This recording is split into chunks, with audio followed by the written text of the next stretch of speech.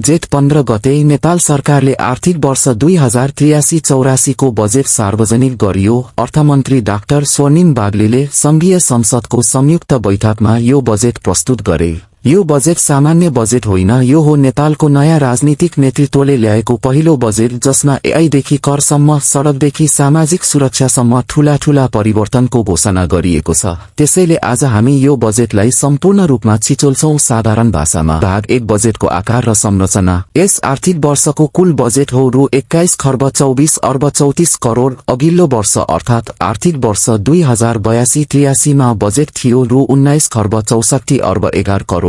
मतलब यो वर्षको बजेट अघिल्लो वर्षको अनुमानित खर्चभन्दा 25% बढी छ। यो बजेट 3 भागमा बाँडिएको छ। पहिलो चालू खर्च जुन रु 12 खर्ब 70 अर्ब 58 करोड़ छ, अर्थात कुल बजेटको 59.8%। दोस्रो पुँजीगत खर्च जुन रु 4 खर्ब 31 अर्ब 10 करोड़ छ, अर्थात 20.3%। र तेस्रो वित्तीय व्यवस्थापन जुन रु 4 खर्ब 22 अर्ब 24 करोड़ छ, अर्थात 19.9%। अब यो पैसा आउँछ कहाँबाट? राजस्वबाट रु 14 खर्ब 5 अर्ब 31 करोड़ आउने अनुमान छ। वैदेशिक अनुदानबाट रु 61 अर्ब 74 करोड़, वैदेशिक ऋणबाट रु 2 खर्ब 47 अर्ब र आन्तरिक ऋणबाट रु 4 खर्ब 10 अर्ब उठाउने योजना छ। आर्थिक वृद्धिको लक्ष्य 7% राखिएको छ।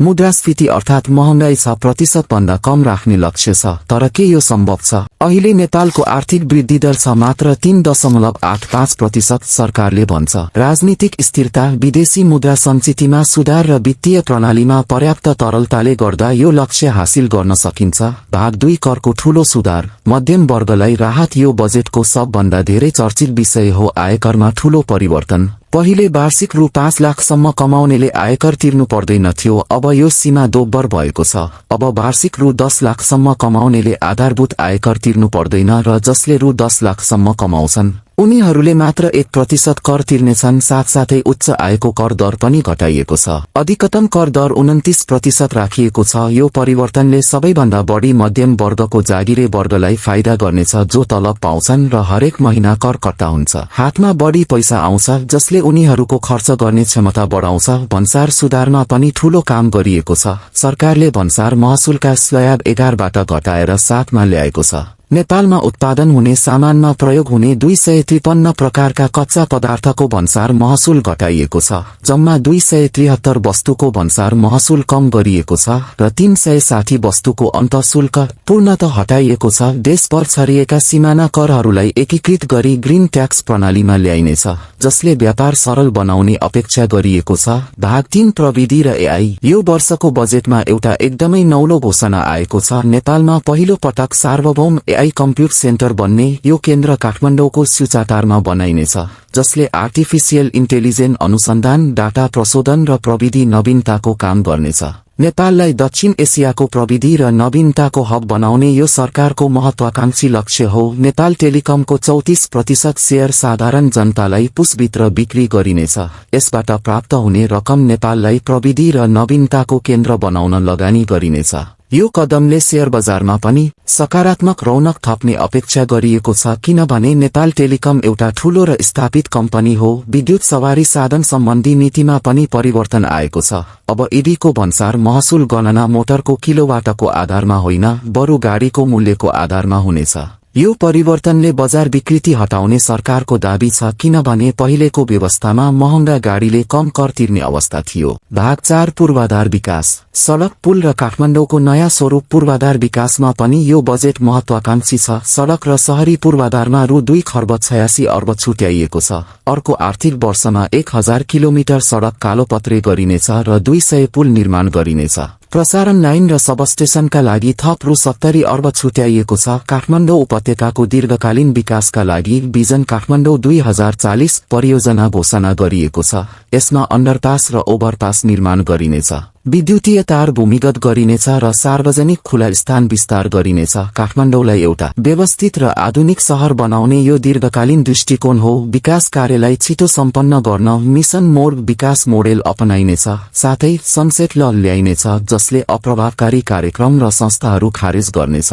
यसले सरकारी फजुल खर्च घटाउने र विकास कार्य छिटो हुने अपेक्षा गरिएको छ। भाग 5 शिक्षा, स्वास्थ्य र सामाजिक सुरक्षा बजेटमा सामाजिक क्षेत्रमा उल्लेखनीय विनियोजन भएको छ। शिक्षा क्षेत्रमा रु 2 खर्ब 18 अर्ब 30 करोड छुट्याइएको छ, जो नेपालको शिक्षा क्षेत्रमा भएको एउटा ठूलो लगानी हो। सामाजिक सुरक्षाका लागि रु 1 खर्ब 20 अर्ब विनियोजन गरिएको छ। यस अन्तर्गत वृद्ध भत्ता, विधवा भत्ता, अपाङ्गता भत्ता जस्ता कार्यक्रम आउँछन्। स्वास्थ्य बीमा कार्यक्रममा सुधार गरिनेछ र यसका लागि रु 15 अर्ब छुट्याइएको छ। महिला, बालबालिका र यौनिक अल्पसंख्यकका लागि रु 2 अर्ब 27 करोड विनियोजन गरिएको छ। श्रम क्षेत्रमा पनि महत्वपूर्ण सुधार आउँदैछ। ज्याला ठगी, श्रम शोषण र श्रम सम्झौता उल्लङ्घनलाई अब आर्थिक अपराध मानिनेछ। लिखित श्रम सम्झौता, न्यूनतम पारिश्रमिक, बीमा र बैंक मार्फत तलब भुक्तानी अनिवार्य हुनेछ। यसले कामदारहरूको अधिकार सुरक्षित गर्न ठूलो भूमिका खेल्ने अपेक्षा गरिएको छ। भाग 6 सरकारी संस्था सुधार र शेयर बजार। सरकारले एउटा साहसी कदम उठाएको छ। सरकारी कार्यालय हरूको व्यापक पुनर्संरचना। 31 वटा सरकारी निकाय बन्द गरिनेछ,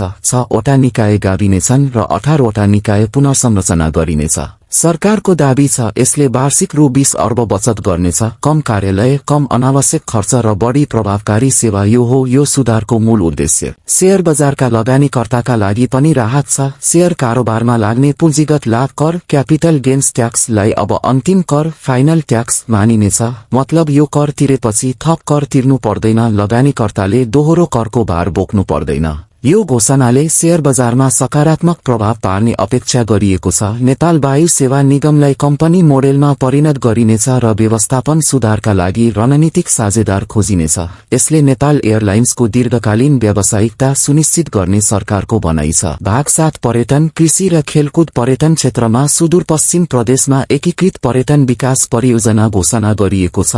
रामारोशन, खप्तर, बडीमालिका, शैलेश्वरी, उग्रतारा र मालिकार्जुनलाई एउटै पर्यटन पकेटमा जोडिनेछ। यसले त्यस क्षेत्रमा पर्यटकको संख्या बढाउन र स्थानीय जनताको आमदानी वृद्धि गर्न मद्दत पुग्नेछ। कृषि क्षेत्रमा भने किसानहरूले बजेट आफूहरूको पक्षमा पर्याप्त नरहेको गुनासो गरेका छन्। बजेटमा कृषि क्षेत्रमा रकम विनियोजन भए पनि क्षेत्रीय किसानहरू सन्तुष्ट देखिँदैनन्। कोशी प्रदेशका उद्योगीहरूले भने बजेटलाई सकारात्मक प्रतिक्रिया दिएका छन्। खेलकुद क्षेत्रमा रु 4 अर्ब 3 करोड विनियोजन गरिएको छ, जसमा ठूला खेलकुद पूर्वाधार विस्तारको योजना समावेश छ। भाग 8 समग्र विश्लेषण। यो बजेटले मध्यम वर्ग र व्यापारी वर्गलाई सबैभन्दा बढी फाइदा गर्ने देखिन्छ। जागिरे वर्गलाई आयकर छुटको सीमा बढ्दा हातमा बढी पैसा आउनेछ। व्यापारीलाई भन्सार महसुल घटाउँदा र उत्पादन लागत गर्दा फाइदा हुनेछ। शेयर लगानीकर्तालाई क्यापिटल गेन्स ट्याक्सको स्पष्टताले राहत मिल्नेछ। प्रविधि क्षेत्रमा रुचि राख्नेहरूका लागि एआई कम्प्युट सेन्टर र डिजिटल रूपान्तरणको घोषणा उत्साहजनक छ, तर किसान र गरीब वर्गलाई यो बजेटले तत्काल ठूलो राहत दिन सकेको देखिँदैन। मूल्य वृद्धि 6% हुने भए पनि गरीब वर्गको वास्तविक आमदानी त्यति बढ्दैन, जसले उनीहरूको क्रयशक्तिमा थप दबाव पर्नेछ। विपक्षी दलहरूले पनि सरकारको यो पहिलो बजेटको आलोचना गरेका छन्। संक्षेपमा भन्नुपर्दा यो बजेट महत्वाकांक्षी छ। एआई केन्द्र, कर सुधार, सरकारी संस्था पुनर्संरचना, डिजिटल रूपान्तरण, यी सबै ठूला कदम हुन्। तर मुख्य प्रश्न एउटै हो, कागजमा कोरिएका महत्वाकांक्षी योजनाहरू जमिनमा कति लागू हुन्छन्? नेपालको सन्दर्भमा बजेट घोषणा हुनु र त्यसको वास्तविक कार्यान्वयन हुनुबीच सधैँ ठूलो खाडल रहँदै आएको छ। राष्ट्रिय गौरवका आयोजनादेखि सर्वसाधारण लक्षित कार्यक्रमहरू समयमै सम्पन्न नहुँदा बजेट केवल प्राविधिक दस्तावेजमा सीमित हुने खतरा रहन्छ। त्यसैले यस बजेटको वास्तविक सफलता राजनीतिक नारामा होइन, नीतिगत सुधार र दृढ कार्यान्वयन क्षमतामा निर्भर गर्दछ। पुँजीगत खर्च गर्ने क्षमता बढाउनु र नीतिगत भ्रष्टाचार रोक्नु नै अहिलेको मुख्य चुनौती हो।